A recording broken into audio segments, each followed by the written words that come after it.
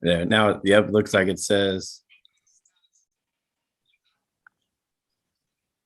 Live streaming on YouTube.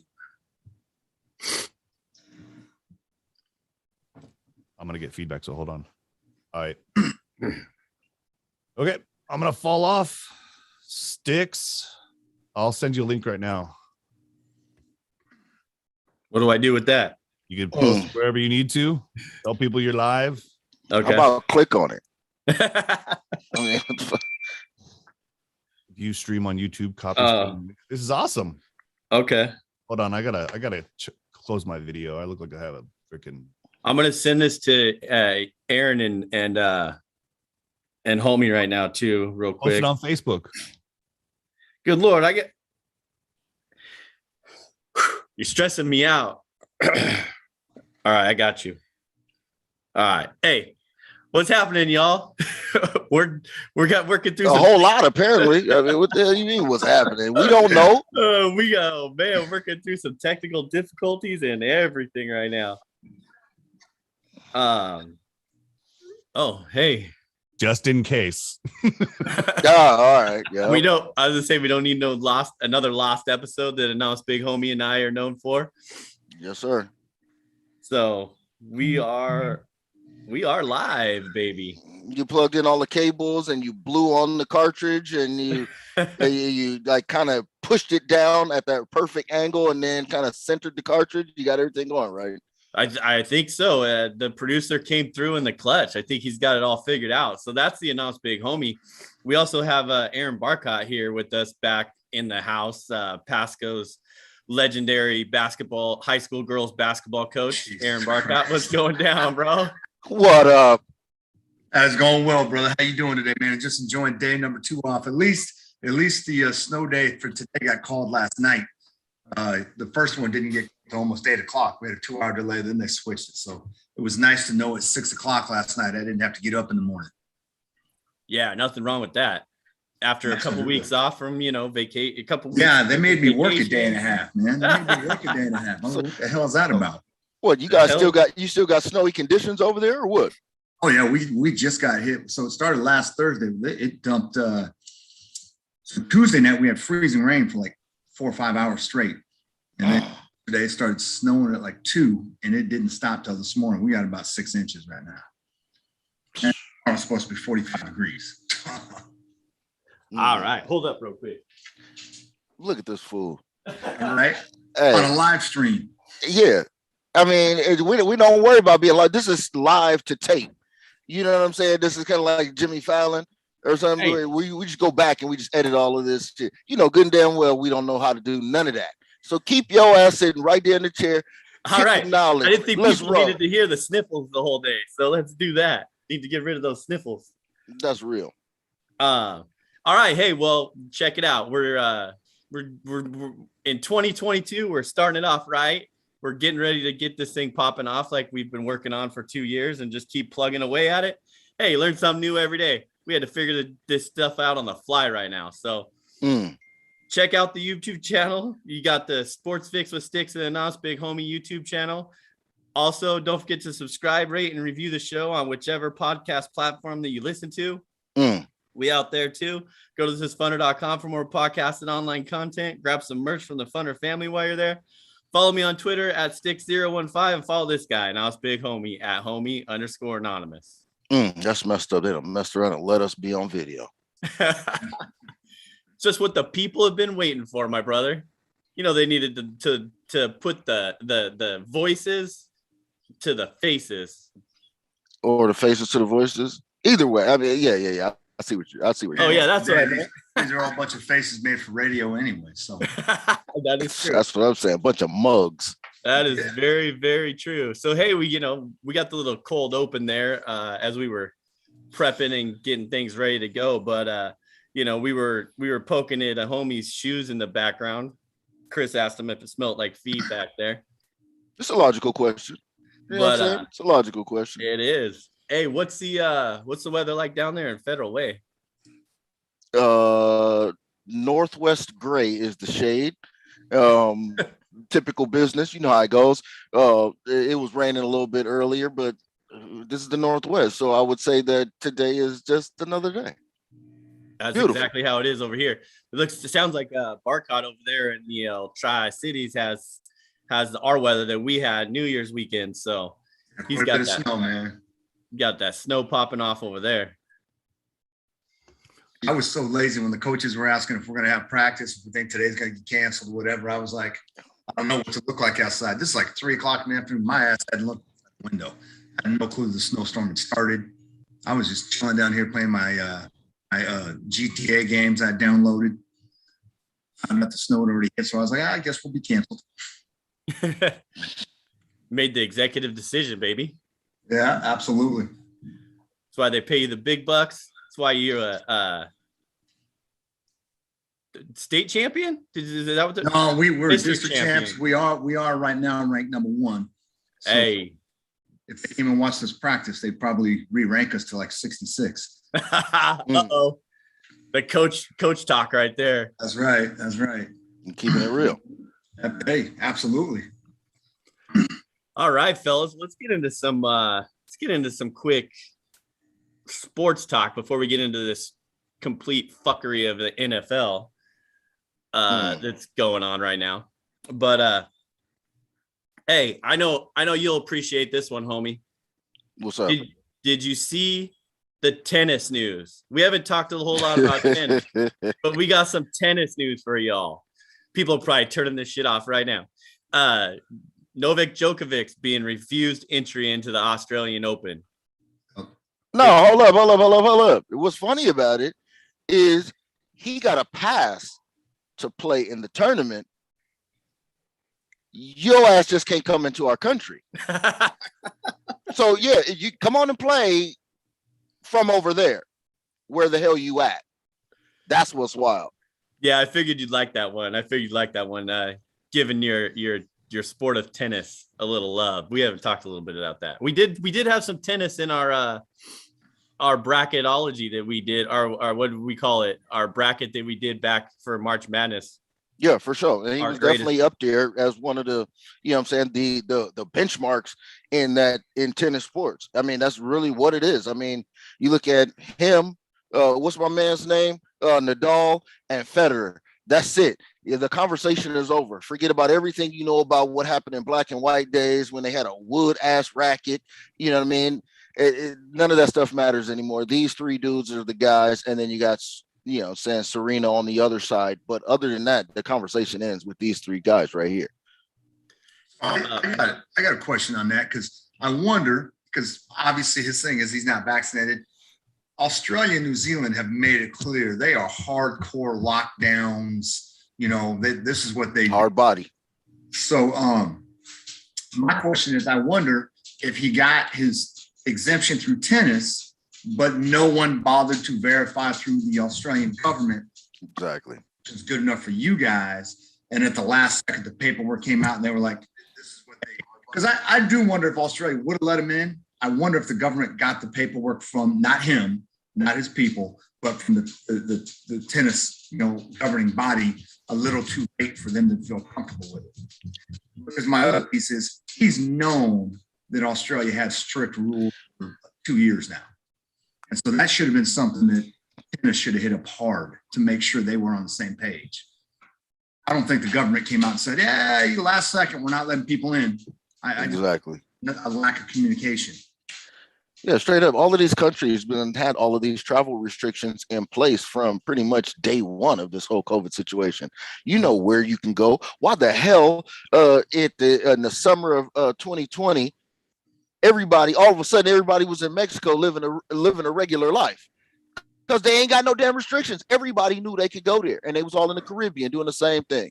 You know what I'm saying? So you seeing all these pictures of celebrities and whatnots out there doing their thing, living regular life because there's no restrictions. You know where you could go and where you can't go. I remember that as soon as they started opening states up, and states in the South and in Arizona had no mask mandates, nothing. Yeah. All of a sudden, everybody I knew in the Tri-Cities, their Facebook was flooded with Scottsdale photos. Everybody down in Arizona. Yeah, sir. Texas. Oh, yeah, okay. I can get down there and have a good time and no mask and none of this BS, whatever it is. get down there. Okay, there they go. Because you're right. My point being, you're absolutely right. Everybody knew where I can go and have a good time and not have to be bothered by stuff. Yes, and that's exactly why I brought up the tennis situation, so we could talk about it for about 5 good minutes. Let's get on to something else. You fools want to talk tennis right now. Hey, I know you all watched the college football games last week. Alabama, 27, Cincy, 6, Georgia, 34, Michigan, 11. Homie, correct me if I'm wrong. Most of the time I am. Did I not say that Cincy had a chance in that game? Yeah, you did. Yikes. Yeah, 6 points. You were on one with her that week. You was talking about some Jets shit. You was on one that week. But the college football, like I said, I mean, they're pure about what they're doing, and you can see it. So they don't have any of the NFL shenanigans and the story writing that's going on. And I think it's to their detriment because, like I said, I said that it should have been Alabama and Michigan, and clearly they didn't get the message on this. That would have made for the better story, especially coming with what we know now with this Harbaugh situation. You know what I'm saying? So, I mean, the bubble is real right now. Now, look at this. Now, given what we know, would Harbaugh have been staying if Michigan would be playing for the title? You know, I was talking to our boy Aaron Jones yesterday and down in Vegas. So shout out Aaron Jones. And we kind of talked about the same thing about him being him. And I mentioned this, guys, about him staying, but I also mentioned that to you guys. I think last week or the offline, we were talking about, he only stays in a certain place for so long. And Aaron Jones brought up the fact that what else can he do when he leaves these places? He doesn't have anything else to accomplish. He can't get to the top, right? He can't, he finally beat Ohio State this year. But couldn't beat Michigan State or whatnot. But, I think that I think I said it last week. I just think he wears out his welcome, but maybe it's something different. I think he moves on out. And as we'll talk about a little bit later, I think we have some notes in there about, the Chicago Bears opening as they're getting rid of Nagy, that maybe Harbaugh is in line for that one. But in my opinion, yeah, I think he's done. I don't think he has anything else he can do at Michigan if he just got blasted by Georgia. I mean, Georgia and Alabama are the teams that you have to contend with now. So, man, if you're a diehard coach, why feel like you have to stay at a program forever? Why not shake it up? You know what I mean? You want to prove that your scheme and your style and your methods can work and transcend everything. So I'm not mad at him. If I was him, being that he's not old and crusty like some of these cats, you know what I'm saying? Saban looked like he's rock solid scared of the NFL. Like he done already built this college resume like Gino Auriemma. Like he's not trying to ruin what he already put down. He already tried it with the Dolphins, so he's not messing around. But dude like Harbaugh, just go back and forth, damn it. You know what I'm saying? Hire gun. That's what these players are doing. You know what I'm saying? Because it's about to get hot with this NIL transfer portal. Put it in your vocabulary. Transfer portal, NIL, coaches moving. Quarterbacks are going to switch teams probably every damn year now because people are going to be digging in their pockets trying to get this money because they're already talking about off topic, but the young kid that beat out Spencer Rattler picking up shop and about to go to LA and do his thing, you know what I'm saying? Because they done already put something in his pocket. So what it's getting that NIL, and by the way, I'm all for these kids getting paid. For sure.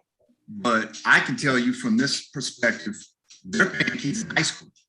There was a kid who's a junior quarterback, and I'm not talking about the one that recommitted to USC. There's another one somewhere else, and he signed where he's getting like 4 figures. So they're walking around wearing somebody's gear. This 16, 17-year-old kid's getting $2,000-$3,000 a month from somebody to just wear their sweatsuits, which of course they're providing them for free around campus. And you're a junior in high school, so you're not even having to wait for college. And I'm all for it, honestly. But you're right. That's the other thing somebody talked about. Caleb Williams, he can pack up and leave Oklahoma. And if he doesn't like where he goes next year, he can pack up and leave again. Straight up. Coaches have done it to these kids for years. I'm all for it. I'm all for it, man. People don't seem to care when a multi-million-dollar coach does it, but God forbid these kids take the same, they get the same opportunity their coach got. Hey, I'm all. You mentioned Nick Saban. That dude's moved 3 times. He was Michigan State. He was at LSU. He tried it with the Dolphins, Alabama. I'm all for the kids, man. Let them get paid. Let them, absolutely. Let them move around and figure it out. Yeah, nothing wrong with that. I agree with you 100% on that. Like, By the way, if Caleb Williams goes to USC, they're going to be real good, real fast. Quick. And exactly what you said, Aaron Barkaz, because, the coaches up and move. We see it, with Brian Kelly and Oregon. Oregon got moved out, but Brian Kelly, jumping ship to just roll right to the next payday. So the kids can do that too. The coaches can do it. The kids should be able to do that for sure. It's a vocational program. You know what I'm saying? If this is not serving and highlighting me to the best of my ability so I can go get this real money at the next level, then why? I'll try 4 universities for 4 years if that's what it takes. Yep. You know what I'm saying? For me to land with the right scheme and the right offensive coach, or if I'm a defensive player, whatever, to highlight me. Hell yeah. COVID, some of these kids are getting 5 and 6 years. We're starting to see 6-year seniors. Yeah. That's true. If I can go to college for 6 years and get paid, why would I go get a real job? What do you got on anybody's thoughts on Alabama +3 Georgia against Georgia for the national championship game over under 52? Heavy under easy. Heavy under, huh? Yeah, heavy under easy. I mean, if I'm gonna do anything, I'm gonna lay that Alabama number and feel real good about it until I don't. That's what it is. But I mean, after what happened in the first matchup, it's going to be way too many adjustments, maybe some over adjustments. You know what I mean? And so I'm thinking I would take the under, even though that's like a sin in college football is to go under. But I mean, that's just the way I feel about it. I think Alabama's going to try to do the same thing that they did and over adjust their offense because they won the last one. But Georgia is going to try to make sure they come with that defense that they were showing in all of the games prior to that first meeting with Alabama. Yeah, I think that was it was 41-24 Alabama over Georgia in that first one. Yeah, like you said, homie, don't bet against Alabama. It's like betting against Tom Brady, right? It's kind of what we were talking offline about a little bit. And clearly you don't know how to not do that. Yeah, I did not stick to the guns in the semifinal games. That's for sure. Hey, you live and you learn the lesson, right? But I agree.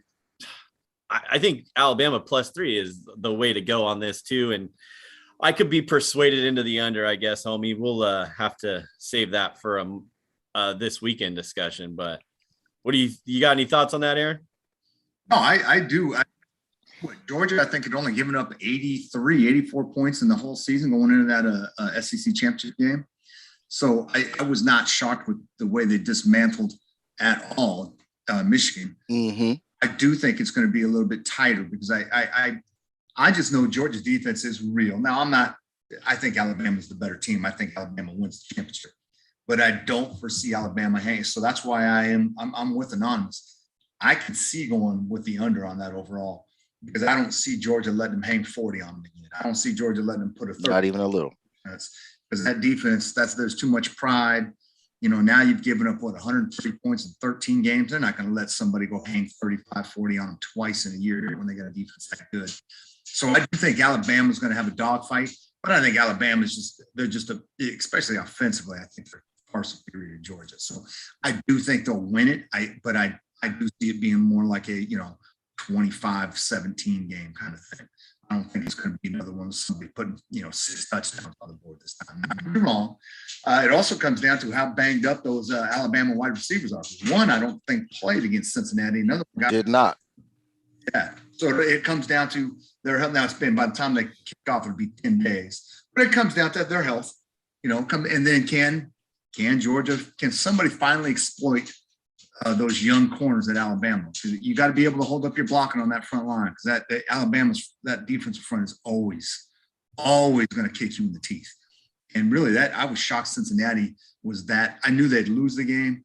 Offensively, the fact they couldn't even hold a block long enough to put the ball down the field the whole game. I mean, that's just Alabama's front four is that devastating. I mean, those D tackles always go in the first round in the NFL and produce. Easy. And produce. So it's going to come down to can Georgia hold the block and let that ball get down the field against those young corners, man. And I don't know that they can. I just don't know that deep. Monday night for all the marbles. That's right. Let's see, homie. Man, how you holding up, homie? Not being able to watch some Kraken hockey right now. Man, this is wild. Right when we thought they were coming back, they played the one game, and then next game got canceled. Now they think they're canceled till at least the 10th, I believe. Yep. Which is wild. It's not even really the Kraken team that has COVID. It's the Canada teams and then the New York teams that they were supposed to face off against. So, man, this COVID running wild all over the country, man. Every part of the world, you still out there, baby. Still out there. I couldn't even. That came down to just that. It had to be these other teams because I didn't find any news of the Kraken having any team-wide outbreak. So I'm like, what the hell is all these games keep getting postponed for? Because I got my hand on the button. I'm ready. You stand at the counter to lay down this bet because it's cash, right? So I'm going, well, what is going on? Every time I look up, the game is postponed. And then I run through the schedule and I'm postponed out till the 10th. Oh, what in the world is going on? Each of the teams were in Canada or New York. So that's got to be it. Even though I didn't see a write-up for the Islanders or what was that other team? The Canucks, I think, was the other team. And I'm like, well, maybe it was Ottawa. Maybe it was the Senators. I didn't see a write-up on them having issues. So I just was like, okay, well, y'all messing up. So make sure y'all postpone these games and get them back on the docket so I get another chance to drop that number down. You know what I mean? On the O, the big fat O in hockey. We heard about what happened, though. You heard about what happened at the beginning of the season, though, right? With the chick who had the glass seats at Climate Pledge. Right. This was a wild ass story, right? I'm surprised that it took so long to get out, but apparently, so she's like a med student, right? And she just goes into the notes app and just click. Yo, dude, I think you got something wild on the back of your neck and it might be cancerous. You might need to check that out. Now, this was the Canucks equipment manager. She just held her phone up to the glass like this during the intermission, hoping that he would see it walking out. And she didn't think nothing of it. Time what goes on, man, the Connect staff is looking for her wild all over the world. Come to find out, it was something legit, and they were able to get on top of it. My man is gratified, as he should be when you're dealing with cancerous situations. And that's wild because somebody who probably shouldn't even have been paying attention to the back of your neck, right? Yeah, saved your damn life. Saved your life. Yep.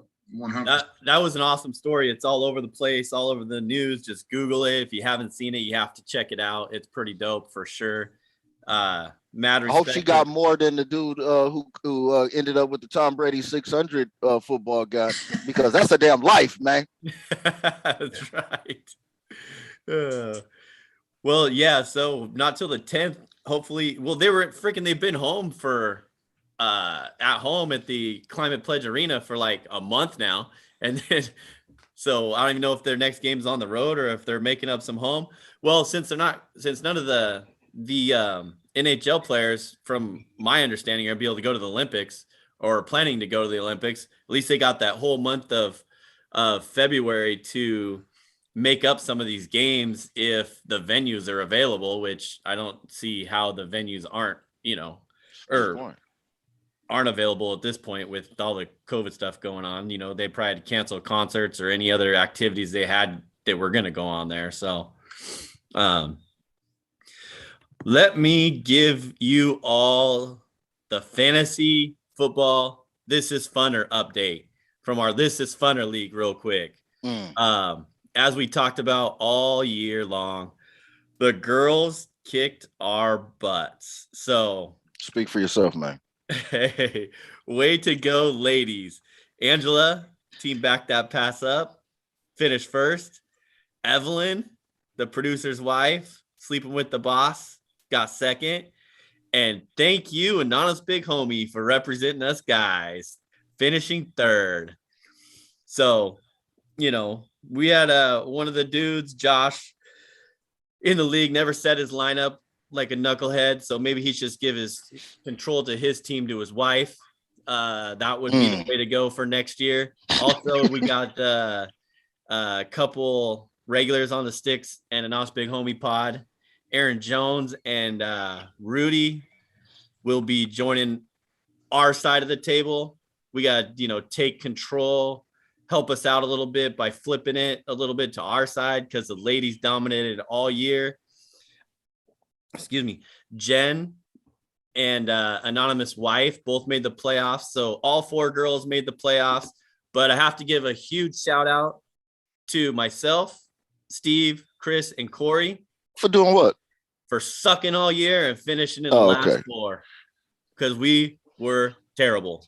But homie, you pulled it off you pulled off the 3rd place wrap. We'll take it. And nobody wanted to hook me up with the proper trade since they was in last. You know what I mean? That's cold-blooded. If you in last, you're obligated to let somebody who's in it eat a little bit. You know what I'm saying? Come on, man. That's etiquette. That's fantasy etiquette. You know what I'm saying? You play to win the game. You really wanted a player from my 4 and 10 squad or whatever the hell it ended up being? Hey, I'm just happy to hear that Jason's consistent because he didn't make the playoffs in our league either. Hey, yeah, that's because you screwed me on a stat correction that I needed. Like what, 8 points? I only needed 8 points. Here's the 8 points you needed. Yeah. It was, my team went through 5 weeks of Antonio Brown, which I'm sure we'll get to later, injury, Gronk out injured. Is Dalvin Cook going to play this week or not every single week? Then I had Waller, the tight end, and disappear on me. So I had a pretty good lineup going in.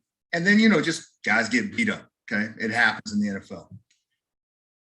It's healthy the last 3 weeks. This mug needs a win. And all of a sudden, my lineup gets healthy after the week after they're eliminated. And I'm rolling off 180 points a week.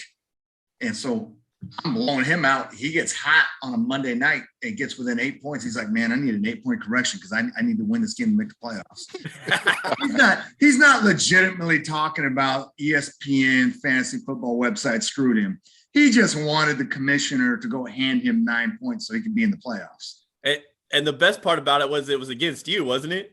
It was. I think that was in our league. You scored 160 points. That's a pretty high scoring week. You and I think that week were 180 to 172. So we were like the scoring teams. You needed to win a game, and you got the second highest score in the league. The problem was you played the guy at the high score that week. Yeah. Yep. Hey, I was just trying, slip the commission or something and just say. Your team came a long way from setting a record for a week low in week 1 when they scored. Yeah, fantasy football was not in my repertoire this week. So, or this year for sure. But homie, congratulations for holding up the end of the bargain on the This Is Funner League.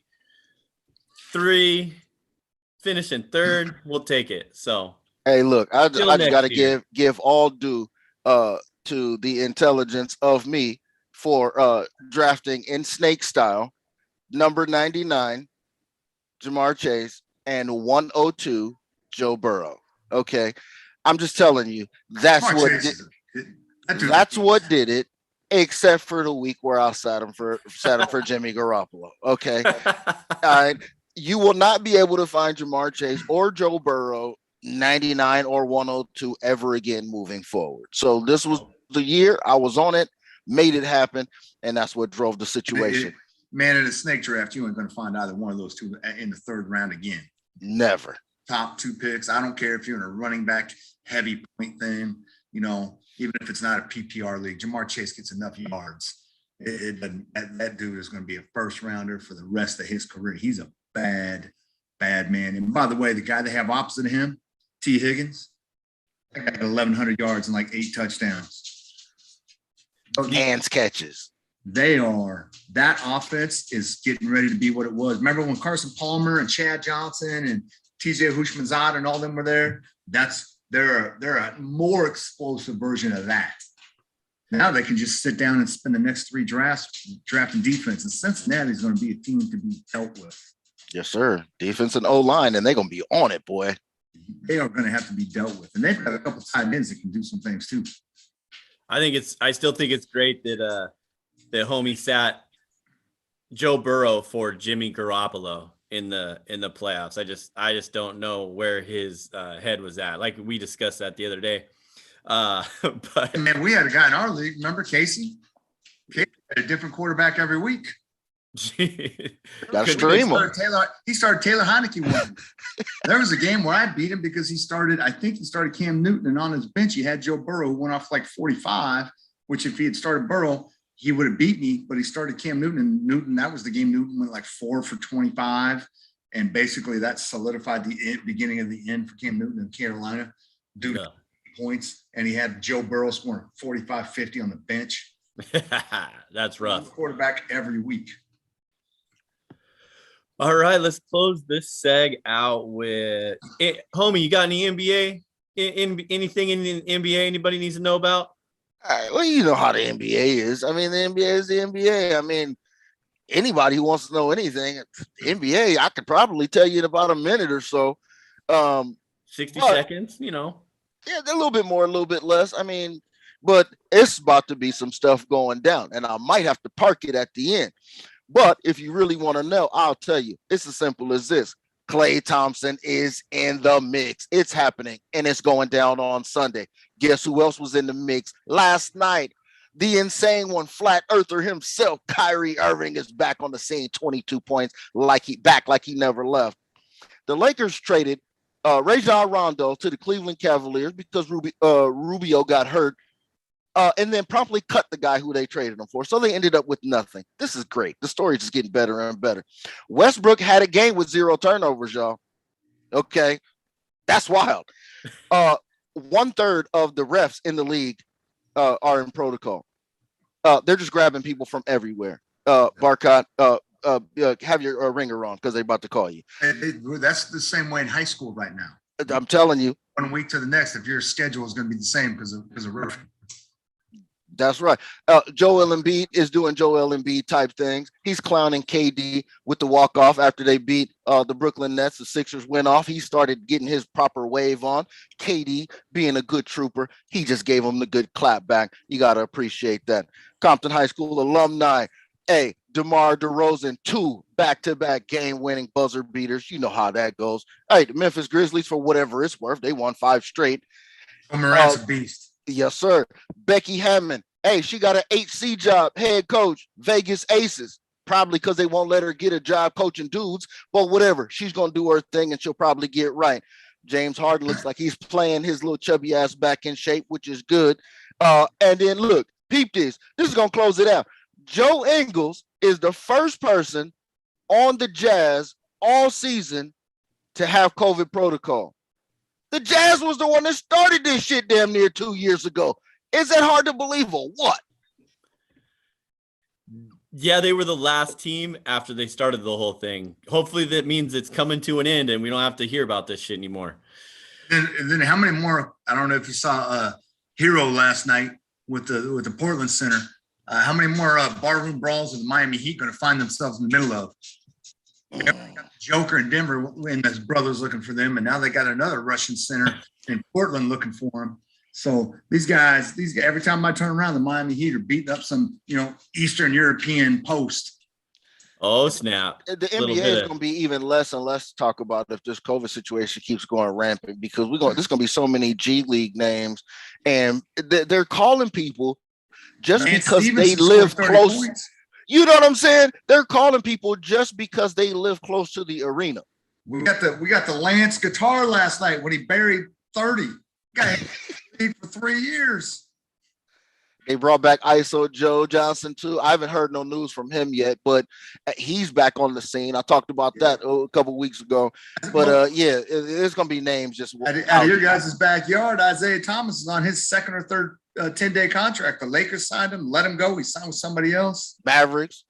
Yep. Yeah, it's going to be like a 2012 All-Star reunion. They're pulling anybody and everybody, and then they're also got the refs. Who knows who's reffing these games these days? I don't even want to dabble in any basketball betting. I'll tell you that right now. Not even. Well, it's going to be interesting to see what happens with the Super Bowl. You know, they're starting to look for other sites now because they're not sure with COVID that LA is going to be able to host anymore. Perfect. Let's get right into the NFL. I like that. That they were, Aaron Barcott brought that up. We're just going to get into the NFL. So let's just roll with NFL right now. The Dallas and Miami is a backup plan, I hear. Haven't said Vegas? Can't remember. No, I think Vegas has its own issues. But I know, but my point is, I realize they have issues, but you're talking about the last game of the year, right? So let's be honest. The NFL is not worried about who gets COVID on the last Sunday. You got 5 more months to get COVID free in their mind. My thing with Vegas was Super Bowl is a huge thing. It's not something you just throw together. And with it being January, I don't know that Dallas can, I don't know. I don't know if they have the infrastructure and ability to throw together an entire Super Bowl 2-week thing. Miami, I could see doing it. And Las Vegas, obviously, Las Vegas can put together whatever you want them, but they can put that shit together in 24 hours. Las Vegas, they were built for hosting major events on the last second. And obviously, the Super Bowl is supposed to be in LA, and that's another city that you do in the last second. So I was a little shocked that Las Vegas wasn't in there. I have a hard time believing Miami and Dallas don't have COVID issues with the way they've run COVID. So Miami don't care. Florida man is walking around with his shirt off and his cut off jeans with an alligator on his back. He don't care. He ain't getting tested. And I'll tell you this. And looking for that Las Vegas mayor and the Las Vegas governor don't care either. Sorry, Nevada governor doesn't care either. So I don't see why the NFL hasn't looked at Las Vegas, because you talk about a city that warm weather, obviously Dallas and Miami are too, but can put together and host a massive event and be something that the NFL can, hang their hat on. Plus, hey, it's the first time the Super Bowl's in Las Vegas. The gambling city of the world. Maybe that's why, NFL doesn't want to do that yet. But, I just thought Vegas would be perfect once they said they might not do LA. Well, if they do Vegas, they better close down Top Golf, okay? I'm going to tell you right down now, because ain't shit going good popping off at Top Golf right now. You know what I'm saying? Fools don't know how to act. NFL players going to be told nobody at Top Golf. Straight up. They cannot, they do not get the get out of jail free card and get to go to Top Golf. They do not need to be anywhere near the strip. You know what? I take that back too, because can you imagine like BA, Bruce Arians and coaches like that being in Vegas? God forbid Bill Belichick and the Patriots make it.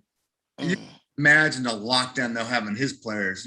They're on the strip and in the Bellagio or whatever, the Cosmo, and he's like, nah, you guys ain't going out. Can you imagine the NFL players locked up in hotel rooms in Vegas on the strip? When you got, because coaches like Belichick will put them on lockdown. Oh yeah, he'll have a part of leaving. Patriots staff member will be outside every single room for every single he'll player. Probably put him in the Cosmo, and there's different towers in the Cosmo where they can just basically, hey, shut this elevator off. Yep. Put them up on floor 75 and turn off the elevator. Yep, like I said, they'll definitely have the Belichick police outside every single person's room. They'll have their own little chaperone, probably sleeping on the floor right next to them, or at least being in the room and not probably not sleeping because they'd have to keep an eye on them. But 24-hour surveillance, baby. Just like how pissed are you if you're a fan though, and you've already banked on this trip to LA to check out this arena, your airline tickets, and now your itinerary is like TBD. Right. You know how pissed I'll be. You're talking about potentially having to move from LA to Miami. That's a 3,000-mile difference. Yeah. So your itinerary is not just a small change. It's a massive. That's why I was thinking Vegas would be perfect, because it's so close.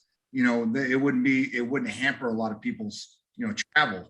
But man, with all the COVID shutdowns on airlines and then all that, now to have to potentially tell people, hey, man, we're moving the Super Bowl 3,000 miles.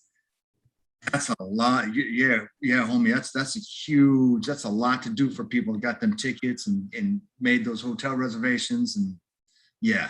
And That would be all bad. Plane ticket, I better find out quick, because don't leave me hanging on in a hotel. Be like, hey, you didn't cancel early enough. The airline, like, hey, we can't hook you up with a flight there, but we'll give you a voucher. Now I got to go come up with money for another plane ticket. Yeah. That would be all bad. Mm. What you got, homie? What you got? What else should we hit on real quick? Or not real quick? I guess we got some games to talk about, but not a whole lot of games.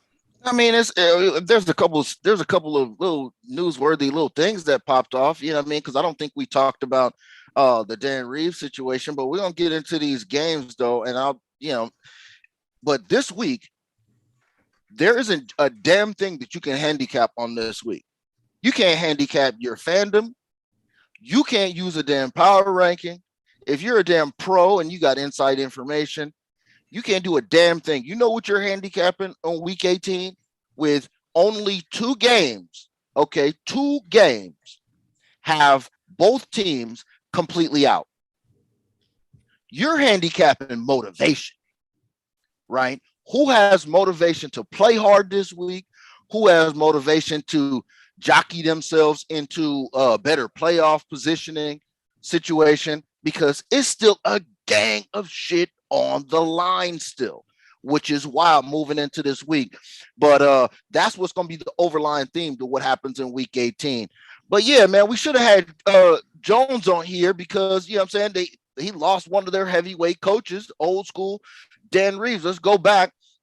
He was the coach with the John Elway Broncos back in the day. You know what I'm saying? Carl Mecklenburg, Steve Atwater, those cats. Ooh. You know what I'm saying? With the big, chunky Elton John glasses on, you know what I'm saying? Looking like he just walked out of an accounting office.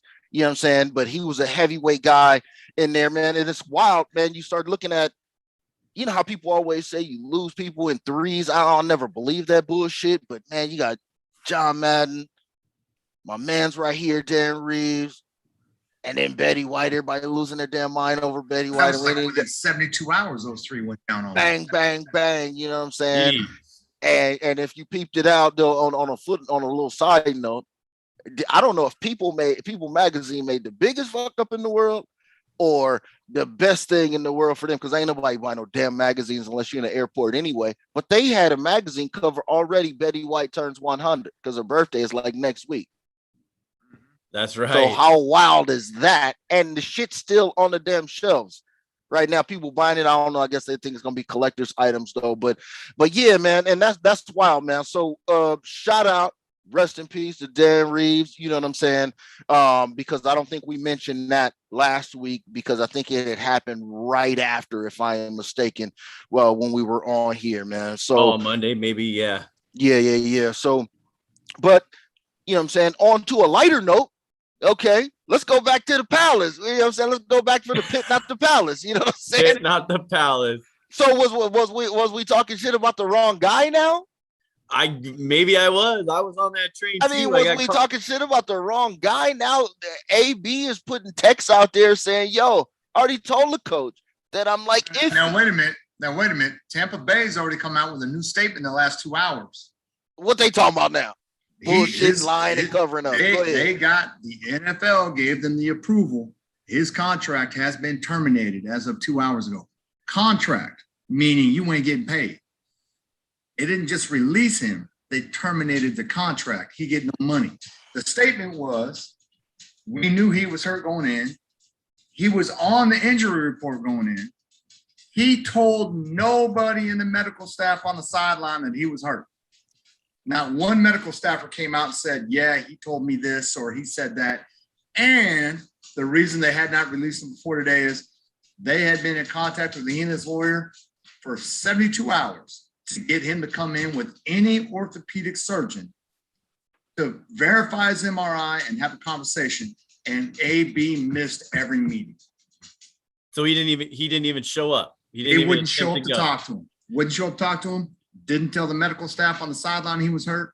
So, and the fact that he's got the text messages with BA, the Tampa Bay Buccaneers said, go check the injury report leading into the game. We already knew he was hurt. We knew that. It was on the injury report. He was listed. So, but in terms of, you know, he had 10 catches for 100 yards a week before. He had 5 catches in the first half. He told nobody about his injury. And you got teammates. Hey, the first thing they did after the game, hey, man, let's hope he gets the help he needs, XYZ. Right. Hey, you know, he's been beat up. His body was hurting. He was telling coaches on the sideline that not that they would dispute the coaches, but no one even said, hey, man, he mentioned being hurt. The medical staff came out and said he didn't talk to us. Yeah, I don't know, man. Look, look, it's 2 things that I know for a fact. Okay. One thing that I know for a fact is nobody is 100% in the NFL. Okay. Everybody's taking a cortisone shot for this, that, and the other thing. And this is every single week, and you play. Okay, now let's rewind. So the text message, hey, I don't know. I'm gonna try to get out there for you. I just don't know yet. Come in, BA response, come in, come talk to me. We'll chop it up. Whether he does or he doesn't, we don't know that. One side says that he didn't. We haven't heard that he did or didn't. But okay, so game day in uniform. Let's go back to, I didn't even know he was listed with a designation on the injury report. So if he was listed with a designation on the injury report, why the fuck are you asking me to go in right now? I did because at he was first on my fantasy team and he had the Q question mark next to it. So, but I mean, at this whole point, why are you asking me to go in if I told you I'm, you know what I'm saying, iffy, I got a designation, but you're saying go in right now, and it's such a big deal that I need to go in right damn now. You know what I'm saying? It's a big deal that I need to go in right now. That is what? I'm done. Get your ass out of here. Beat it. I hear you 100%. And this is why I think it's important that Tampa Bay has said, and again, we can talk conspiracy theories all day. And I'm not arguing that there isn't one. I love that. The fact that the medical staff said he didn't tell us anything about he can't play. So now what I'm saying is Tampa Bay's statement today is putting into question whether or not he actually told anyone I can't go in. Because the medical staff is telling Tampa Bay, he didn't talk to any of us. He didn't ask us for treatment. He didn't say, hey, can you look at this? So I get what you're saying. But as a head coach, I'm pissed off in the heat of the battle because I'm losing the goddamn Jets by 2 touchdowns. For sure. And I don't have a single medical staff person on this sideline saying you've told them anything. And we know as NFL dudes, when you put them pads on, you're agreeing. Now, of course, you could get hurt in the course of the game. But you're agreeing what those pads are on, I'm playing. So, yeah, you get hurt in the course of the game. But again, I'm sure, I'm not suggesting at all that Tampa Bay couldn't be greasing some medical staff wheels with some extra cash to shut up. But what we do know is there's no medical staff saying that he told them he was too hurt on the sideline. So I agree with what you're saying. But at the same time, if I'm the head coach, nobody on this medical staff is saying anything has changed since you walked out here for pregame. So did he sorry, Chris, the producer, hit me up real quick. So this was the first week back from after the 3-game suspension, or did I miss a week? No, he played last week. He played the week. He caught 10 balls. He caught 10 balls, right? 10 balls. He had 15 targets, 10 balls for 100 yards, and he had 5 catches in the first half of the second game. Okay, so he was on the injury report. He was still hurt or whatever. He didn't seem too hurt when he was running off the field, jumping up and down, giving the peace sign to the Jets.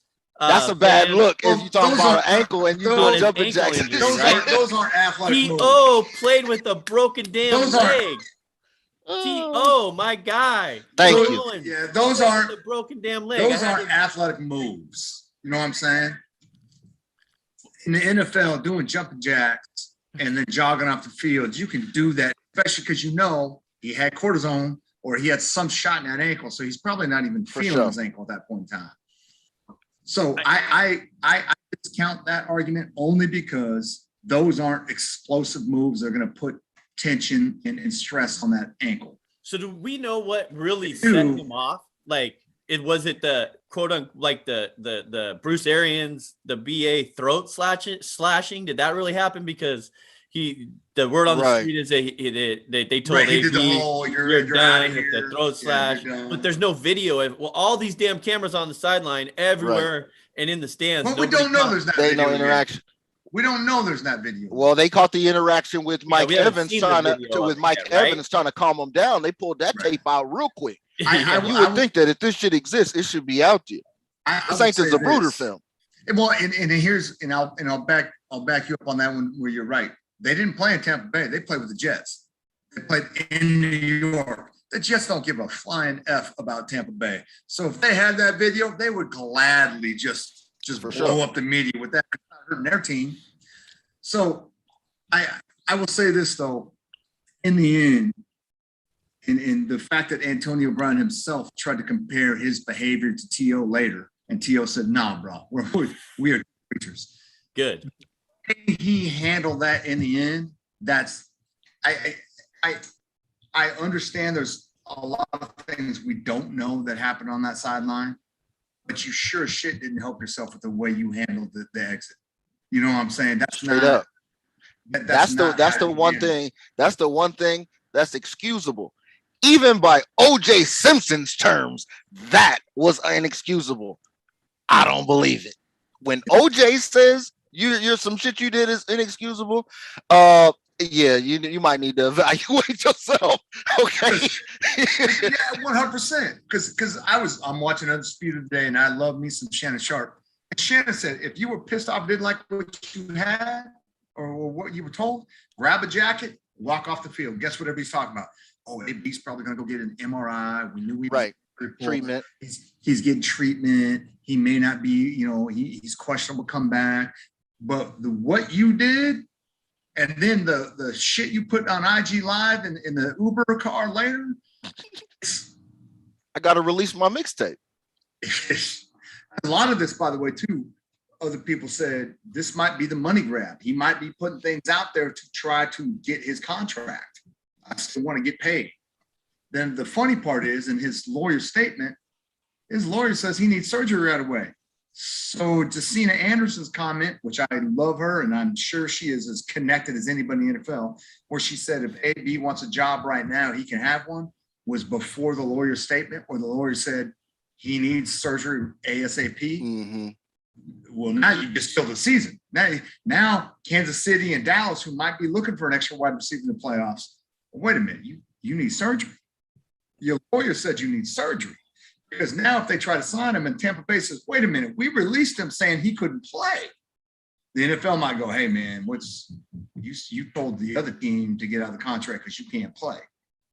You know what I'm saying? His lawyer might have been, sometimes we tell too much information. Yes, sir. You know what I'm saying? His lawyer could have at least let that not go out and get signed. And then, and we'll find out when the physical comes, but at least get your man some more money. Wasn't nobody gonna sign this fool after that. You think Jerry Jones wouldn't? Because they just lost Gallup. Gallup's got an ACL tear. You think Jerry Jones wouldn't? No. Jerry Jones signed a defensive end after he tried to kill his girlfriend. Well, I mean, what was that? I mean, you got a wife, you got a girlfriend. I mean, yeah, I don't. Who knows? It's just a story, a saga that we are not going to be able to step away from because it's going to be all over the. I just leave mine with the way he left. That makes me ask. That's it. When you're an employee, you don't like the manager. Hey, we all want to do the memes where we're like flipping people off, but you can't actually do that and still get a job right away. So the way he left makes me, you know what, man? I don't care what you got told on the sideline. That you acted a fool on the way out. So it's I don't know where this goes from here, but I don't see how any coach, even a playoff team coach, you're going to want that. Like, remember we talked about last year or 2 years ago, I think it was, homie, whenever he was free agent, He's talking about he was free talking to agent for Russell. 4 straight years. Yeah, well, he's talking about coming to Seattle with Russell Wilson, right? Yes. Oh, yeah. And I was like, I already said it from day one. No, we don't need him. We don't want him here. You know, don't need that type of personality in the locker room. So it'd be hard for any of these playoff coaches, in my opinion, that have built what they've built through, almost 18 weeks now, that they would put this in their locker room, put that person in their locker room for the playoff, even though, like you said, Barca, as good as he is, it just doesn't make No, I understand. By the way, you opened up that can of worms with Russell Wilson. Let's go. Let's go. Well, first, park the car, jump out right now. That divorce is coming. That whether it's Pete Carroll or Russell, that divorce is coming in about when? That they will not make it to Valentine's Day with both of them still in Seattle. See, I for some reason I just think that they'll be there both.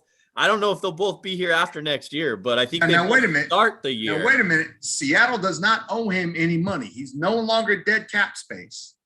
And because of that dumbass Jamal Adams trade, now you've got a bad football team with no first and second round picks.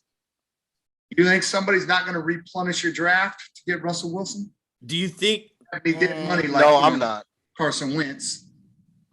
But I don't think that they're going to get. Don't you think it'd be like a Deshaun Watson type, want 3 first round picks type draft? But guess who can You're not getting that. Them? You're not going to get that. No, and that's what Deshaun Watson, because they're not getting that. But there is a team. Granted, they're in an NFC, and they're in that NFC South, that they can get fixed real quick, real fast with a Russell Wilson. And if they can get Michael Thomas to come back, and they got defense, the Saints have a lot of draft picks, and they can give a lot of things to Seattle. And all of a sudden, you got the Saints with Russell Wilson, Mike. And I'm not saying that's what it's going to be. I'm just saying you have teams like that. No, I like it. They got teams like, hey, man, we might be 500. We got 150 catch wide receiver. And shit, if we can get a quarterback, hey, there's teams out there that are willing to gamble. And Russell's not Deshaun. He doesn't have 22 freaking court cases pending. He's got a clean off the field record. They'd be willing to negotiate some things. Winner. You ain't wrong. I ain't mad at you for that either. I mean, it's definitely Russell Wilson's going to make that team better. But, even if he doesn't, I still like New Orleans and their chances with my boy Jameis coming back. No, I'm not even fooling around with the Saints. I don't look. The reason why I'm shaking my head with the Saints, I don't fuck with the Saints like that. Okay, ever since they did us wrong in the Super Bowl with a damn onside kick at halftime, that's foul. Okay, that's not how you do it. And I only and Terry Porter, not Terry Porter. What's my man Porter that intercepted Peyton Manning? Ran it back. I ain't gonna never forget that, you cheating bastards. But anyway. This is the move. Russell Wilson's next move is going to be his best move. I think we talked about this offline. You can't be sitting here being Russell Wilson and be with an HC who's not offensive focused. This is not it nowadays. Okay, look at Zimmer. Zimmer's sitting up here biting his nails. He's scared right now. Okay, Pete, he's scared right now. All these defensive coaches is like their styles aren't cutting it. Okay. Russell Wilson needs to jettison himself from the Seahawks just on the strength of getting in a scheme like we was talking about with the Young Bucks that highlights his best attributes. That just is what it is. Okay. What was Aaron Rodgers' major beef? I'm here by myself. It's me and Devontae. That's it. Okay. And y'all wasting draft picks on bullshit when we could have had complementary parts. Okay, you want to set yourself up in a situation to where you can thrive, stand upright, and not be on the ground all the time. Look at my man Matt Ryan. You know what I'm saying? My man Matt Ryan is bleeding. Okay, he's donating blood every week to this game because his wide receiver walked out the door on him after losing their legendary wide receiver, Julio Jones, to the Titans. He's out there and got Cordero Patterson doing backflips to do anything to make something work for them. You know what I'm saying? So you see what happens. Matt Ryan needs to get his ass up out of here too. I done talked about that offline, but he needs to go where somebody is going to highlight what he's got going and not using the offense as an afterthought. So therefore, what did he say when them rumors came out last year? One of the top teams mentioned in that situation is Chicago, and Chicago has positioned themselves. You want to be in a top 3 market in the nation? LA, New York, Chicago. Hey, look, that's the spot. You set up, bring the coach in, Jim Harbaugh. Okay. Or you could even leave Nagy there, to be honest with you. But we know that's not a thing anymore. When it first came out, I'm like, okay, you know what I'm saying? Nagy with an offensive-minded coach in there, calling plays, putting them in a good position. Do that. So you get Harbaugh there, okay? You're good. All right. Now I bet you those guys. Now, see, the problem with Chicago is they're all monsters of the Midway. What does their offense look like? Do I want to play under that offense? No. Maybe my wife wants to move there or some bullshit. Sierra wants to move there, but that's not really a spot that I want to go. But if it's the time, coach, full makeover, Russell Wilson, and then you go see what all you have. Okay. You see what all you have. If Montgomery's going to stay there, if Allen Robinson's going to stay there. Mooney, he's not going nowhere. He's young on a rookie contract. So maybe you start something. But are you going to leave Tyler Lockett, DK Metcalf, and I don't know, Chris Carson or some unknown running back for that? I don't know. So, yeah, is it Pittsburgh? You know what I'm saying? Yep. I don't know. Is it Cleveland? You know what I'm saying? Well, as soon as one of the first chips fall, whether it's Pete Carroll or Russell Wilson start moving. Who's going to be first? If it does happen, who's going to be out first? I don't know if they both go. It's going to be one of them. It's going to be one or the other. I think that they feel, in my honest opinion, I guess I would probably roll with Russ would probably leave first. No, I think Pete will leave first, but I don't think they're going to leave. I think Aaron Barkott said Valentine's Day they're going to have a breakup or whatnot. But I don't know. For some reason, I just feel that they'll both be there at the beginning of the season. So, hey, let's get into what's up. Go ahead. I was just saying, let's get into some of these games before we the way that defense is played. Yeah, let's get into some of these games before we have to bounce out of here. We got like 20 minutes, 30 minutes probably at the max. So.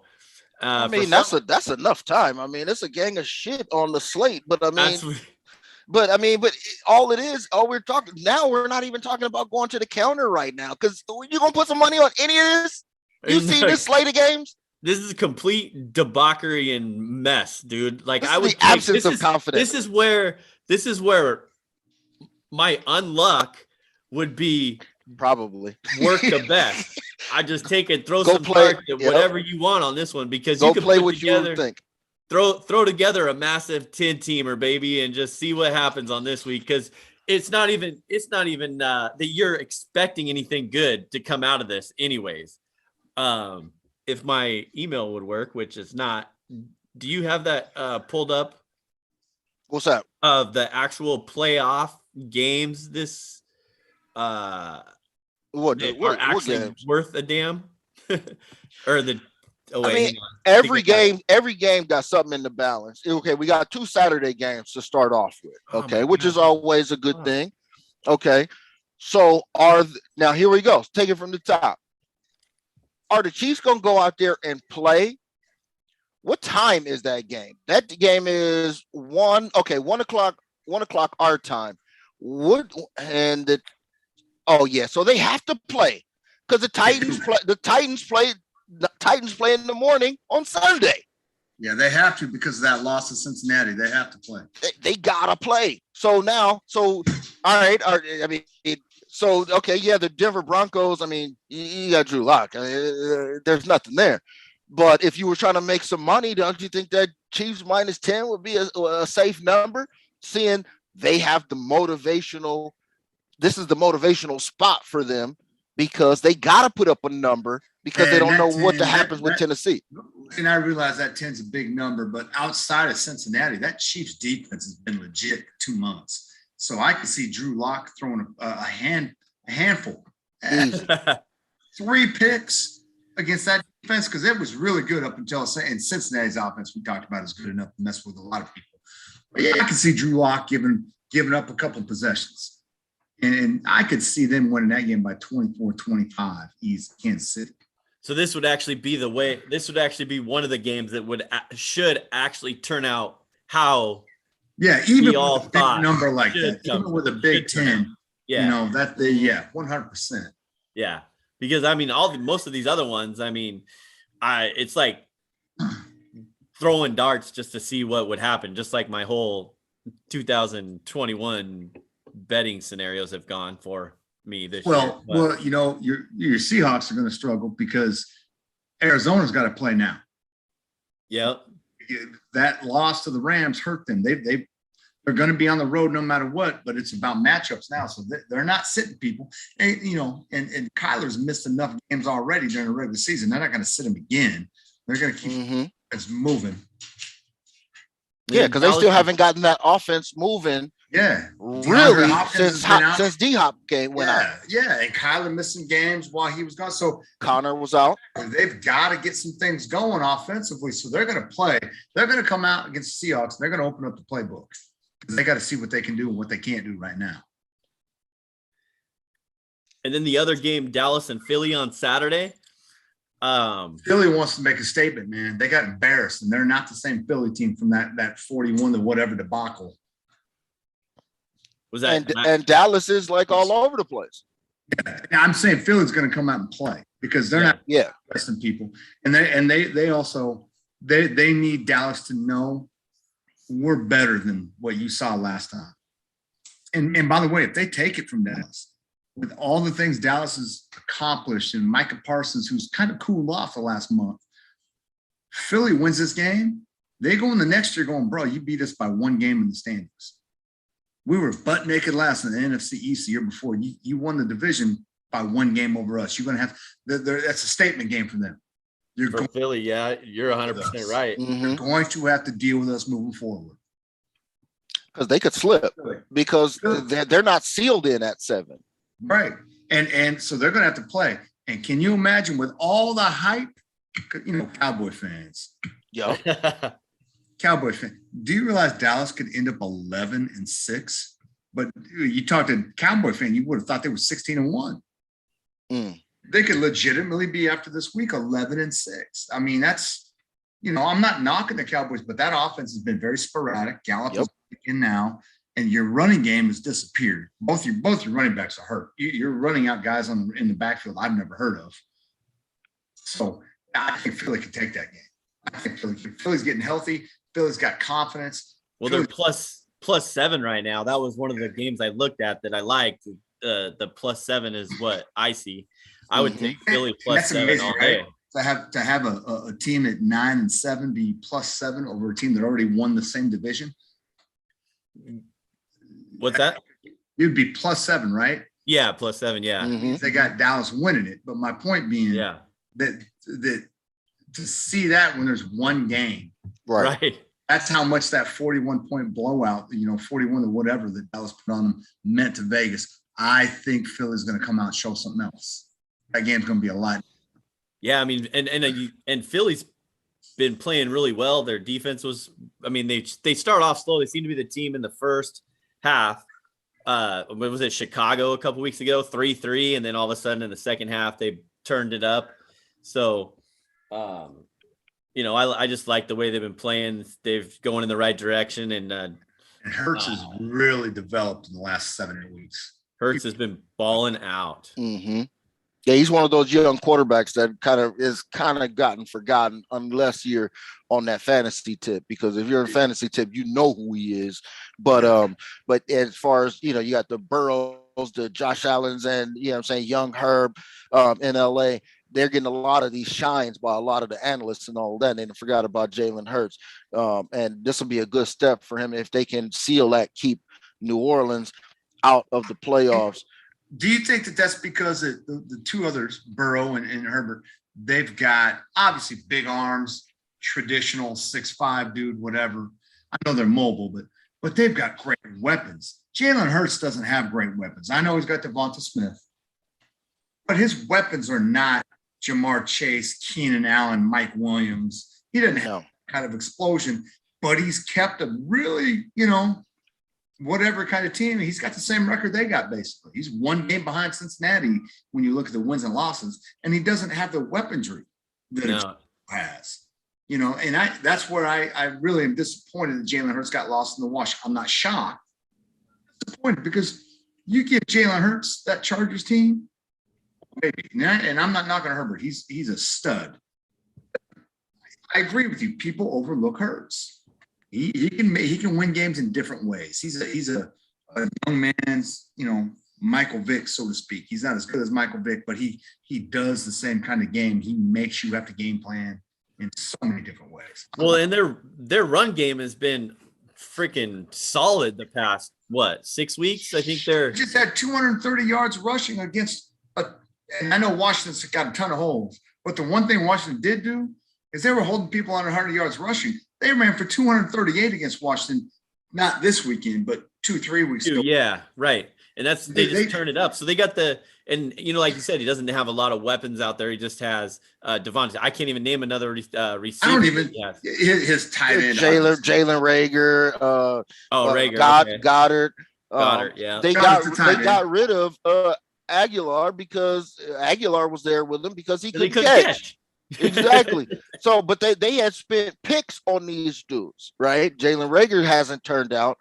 Devonta Smith is out there. He's getting it a little bit, but not enough for them to do anything. Goddard has been like the safety valve with those guys. And Devonta in the run game.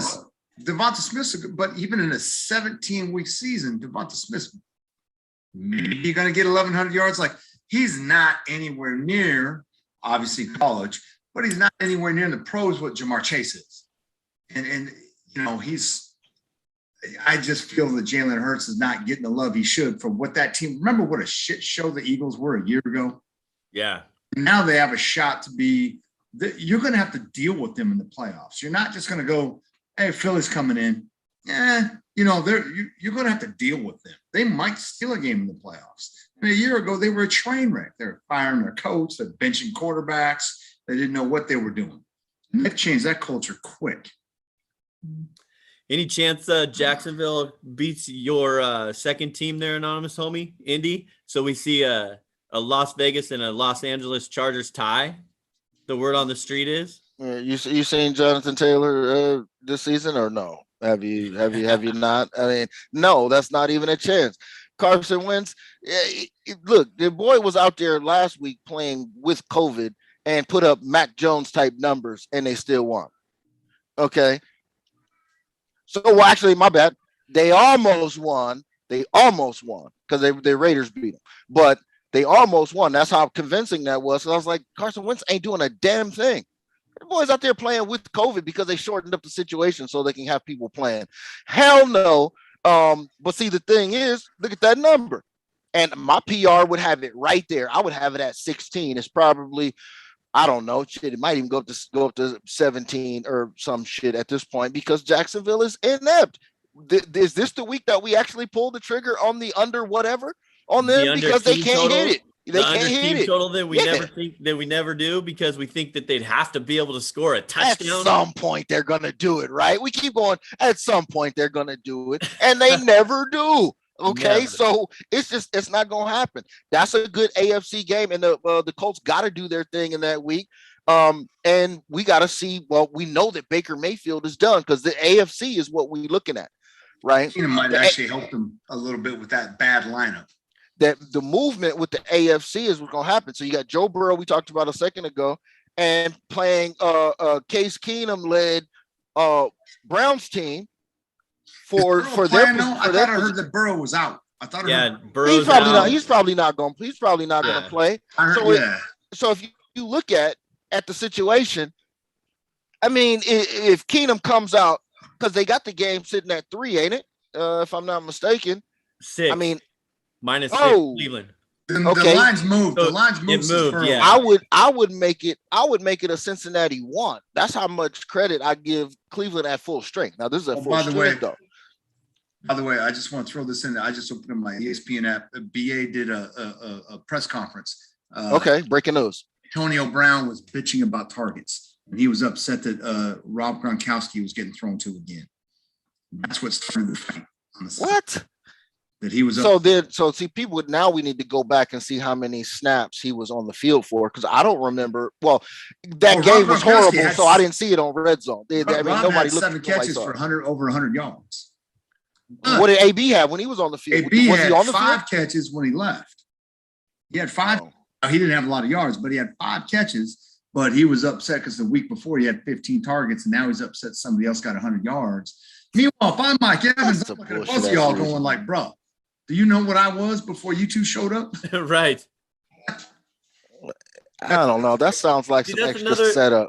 It's another thing we just talked about, how the mental case. Now I'll say that falls in line with AB's career, though. If I'm not happy, you better, I'm a diva, keep me happy, or I'm going to blow this. He blew shit up in Oakland. He was an ass in New England. He even blew up Kraft on his way out the door in New England. So I get where it could be a setup, and I'm not saying it's not, but it does fall in line with AB's behavior. Where right. Another reason why no coach would want him on the sideline or their team. Remember that's what ended him in Pittsburgh when the Pittsburgh players voted JJ. What was his name? The wide receiver. Juju Smith-Schuster. Yeah. They voted Juju. They voted Juju as the team MVP, and that's why he stopped going to practice and they eventually got suspended for that last game. Oh, snap. I don't even remember that. Okay. Yeah. So that's my point, where something as petty as you got 15 targets last week, this week you get 7. I can see where that pisses him off. Because he's had that past. I'm not, obviously he hasn't had the undressing himself past, but he's had the, F this guy in his life. Right. All right, homie. Continue. Sorry for that. I apologize. Oh, that's a good breaking news. No, you're good. Fired up. Hey, look, but we talked about the AFC. We already talked about the Chiefs and their position and their need to play. Who else needs to play? Tennessee, Houston. Tennessee packing it up after picking up their bodies that are slowly mending. Okay. Derrick Henry not going to be playing. Okay. But the light switch has already been turned back on because they're in the playoffs. They're trying to get this bye so they do not have to play without him. Motivation is necessary in this situation, and you serve me up a division rival, Houston, who is on their last legs, except for Davis Mills still going out and proving that he is a commodity out here. Nobody else, I don't think, gives a shit. They all eating crawfish and barbecue down there in Houston. They don't want to play, right? Look at that coach. Nobody knows who that coach is. They couldn't pick that coach out of a lineup. So Tennessee has to play. And then we just talked about what happens now. KC has to win. Tennessee feels like they have to win. Okay. Cincinnati, you know what I'm saying? And they're going against this Case Keenum team. But you're going to not play Mixon because he's on COVID. Mixon is positive, and Burrow's out. He's on COVID, and Burrow's not going to play. You're going to put Brandon Allen out there so I'm assuming that they're saying that they're happy with this 3 or 4 seed because they're going to get a home game, I'm guessing, because number 4, Buffalo Bills, 10-6. Cincinnati Bengals at 3-10-6. New England Patriots 10-6. Okay, who did I just say? Buffalo Bills. Oh, they get a softball, but a gutsy softball at home versus the Jets. And their number is astronomical. I would make this a damn near 20-point spread if it was me. But it's at 16.5, probably moved a little bit at this point. Well, Caesar's Palace won't hire you. They would make no money on that game. I mean, 16.5. I mean, what the hell's the difference? All I'm giving them is an extra field goal. You know what I'm saying? I know. You look at it, I wouldn't trust a damn thing. Now, this would be one because I've seen Josh Allen and he can't. They don't cover up. They don't cover a spread out there. Okay, and another division rival, and with Zach Wilson, feeling himself after putting up a nice effort versus Tom Brady. He's got to end the year strong. He knows that he's going to be the guy. He got hurt this year. He's got to come out tough. This is a spot for you to get some money on the plus side with the Jets. Yep. But the Bills got to come out and win this game. So how convoluted does that look in terms of seeding with 1 through 5? Okay, from Tennessee to New England, this is going to be crazy going on with this, but everybody's getting softballs. Who do the Patriots got? Miami. Oh, Miami's tough. It's in Miami. Okay, it's in Miami. Miami's going to play everybody. They're not sitting nobody. Oh yeah, and I realize Tua has to. Yeah, because their owner has been talking all year about, hey, we would be the first team to sign Deshaun Watson. So Tua's got to go out there and prove that he's got some worth. So he's got a lot to play for, even though he can't do much more than the 5-yard out pattern with efficiency. But Waddle's been looking good out there. You know what I mean? Gesicki dump. Exactly. But Waddle's been showing some signs. By the way, if Miami gets them a strong arm quarterback, Waddle, I like that cat. Waddle's true. And shockingly, a lot of very good Alabama wide receivers the last few years. So go ahead. Sorry. Well, yeah, we talked about that too. That now that the Alabama notorious for the wide receivers since Julio Jones, right? And they just been rolling them out. Calvin Ridley, down the line.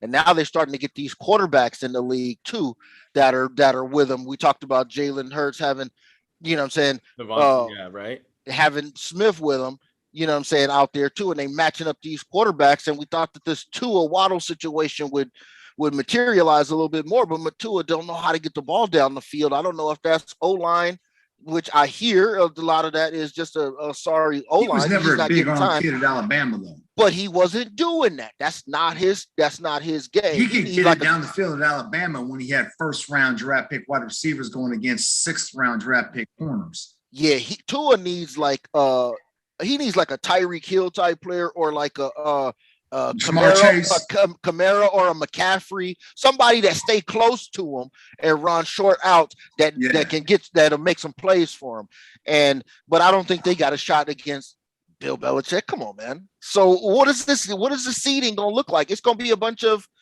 seeds by tiebreak, because everybody's gonna have the same damn record. They're not playing each other. New England's not playing the Bills, Bengals, Chiefs. They're all playing cupcakes.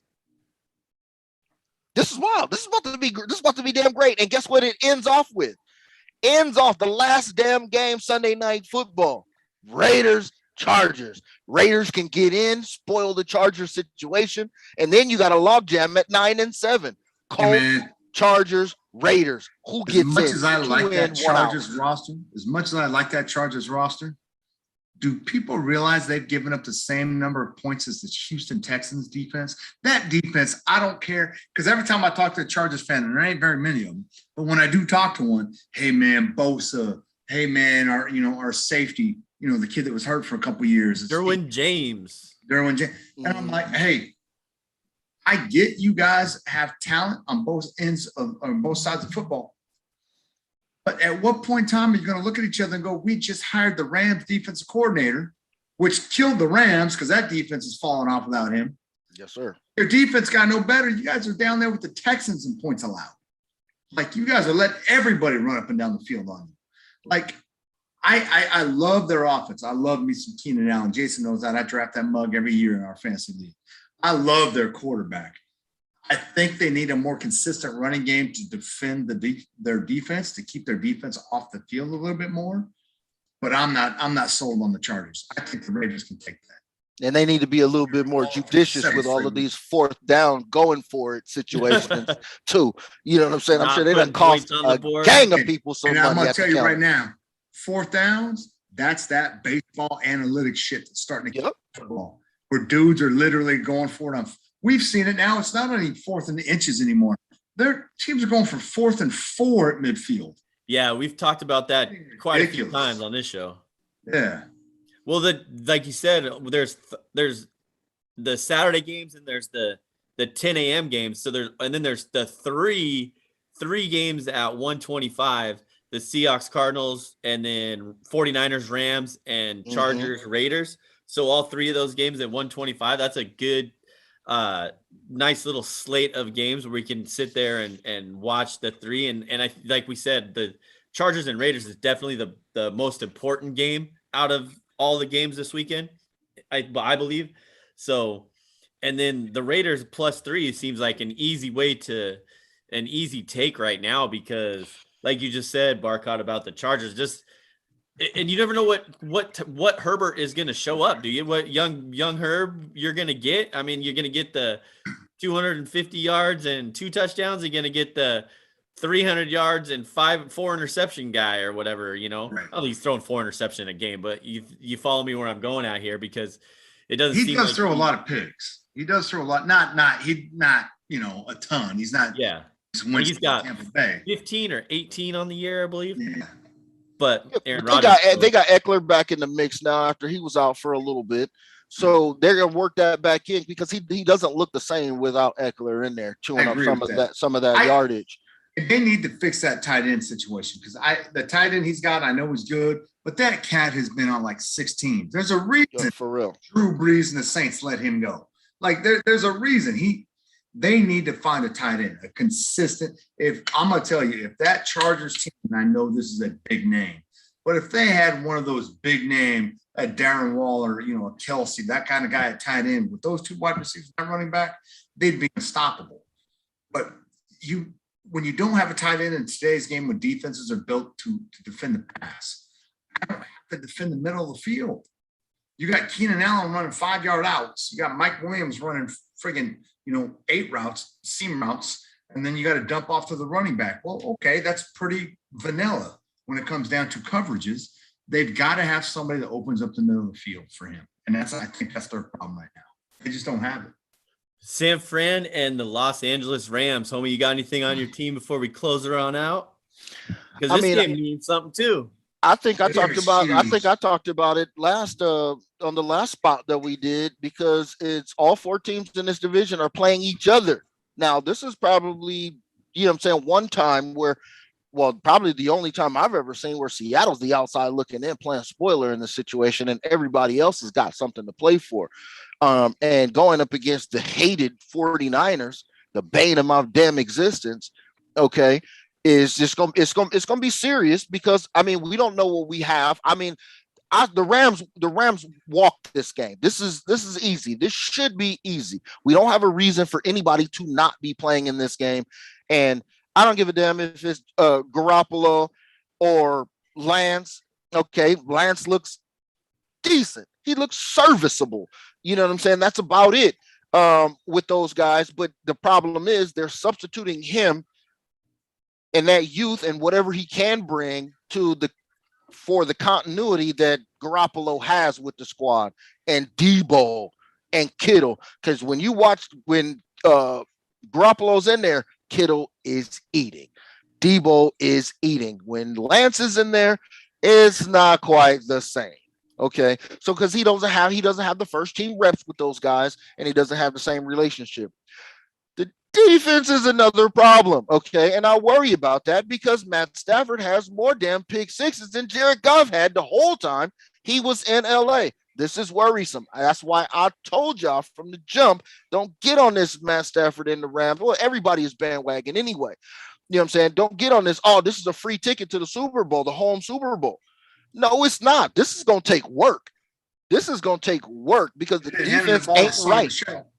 Yeah, Sonny Michel's pushing 1,000 yards. He's been getting 100 yards a week. So I agree with you. Doing it. I see it too, because they've been handing him off. And I don't know why Bill Belichick let him get in the doghouse, because that kid's talented. He's not as talented as his college teammate Nick Chubb, but he's talented.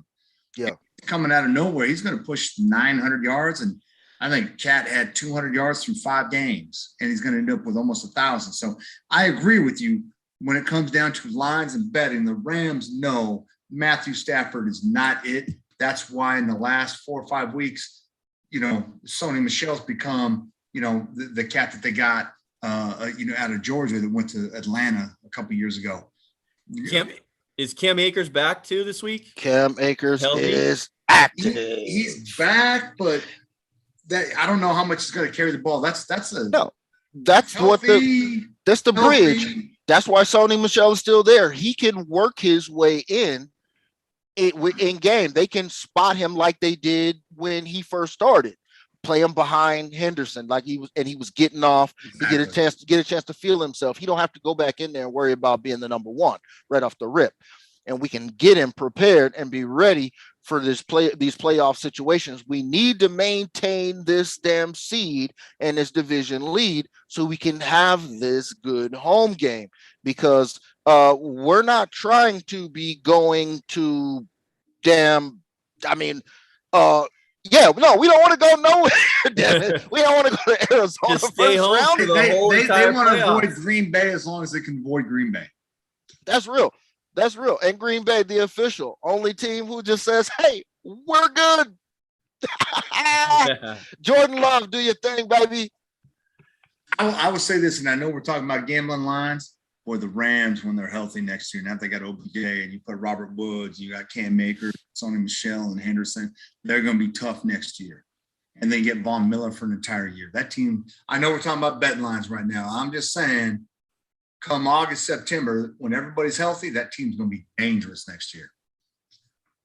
So will the Seahawks with Russell Wilson and Pete Carroll at the helm. It's Russell Wilson and some Division II college coach that they hired at the last second. It's supposed to be a McVay lookalike or protege. Yeah. It just wants to throw the ball over the place. Except for the wide receivers of Seattle don't know how to run routes because everything is an escape route while Russell runs around. You can't have a great offensive coordinator because nobody runs routes. It's the fire drill. Russell's doing. That's why I think Russell's going to go before Pete, because you cannot put an offensive-minded coach in there and run specific offenses when the wide receivers are taught everything's an escape route. Yeah, I don't know how to implement my offense now, but it is what it is. Yeah, we'll see. And no running game because Chris Carson's retiring with that neck injury. Yeah, soon to see. The off season is almost among us. Hey, well, Aaron Barcott, thanks for coming on. We appreciate you, man. Pasco High School, or not Pasco High School. Yeah, Pasco High School's district women's champs, baby. Coach, head coach of the state right now. Women's champs. Number one in state ahead of Sumner. Look at that. Let's go. Unless they see you practice, you said. Unless they see us practice. You watch us. We're gamers. You watch us play. You watch us practice, and it's a fucking zoo. Two different things. Yeah. Hey, that's what happens sometimes. Hey, obviously check out the YouTube channel, Sports Fix with Stix and Us, Big Homie. Don't forget to subscribe, rate, and review there, as well as on any podcast platform that you listen to. We'd appreciate it. So thank you very much. Thanks for listening, everybody. Go to thisisfunner.com for more podcasts and online content.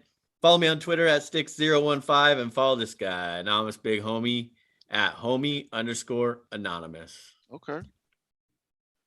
Look. Hey, before we go, I know y'all heard about the chick who claimed that she's making $50,000 a week selling farts, right? Y'all ain't heard this? Didn't she just die?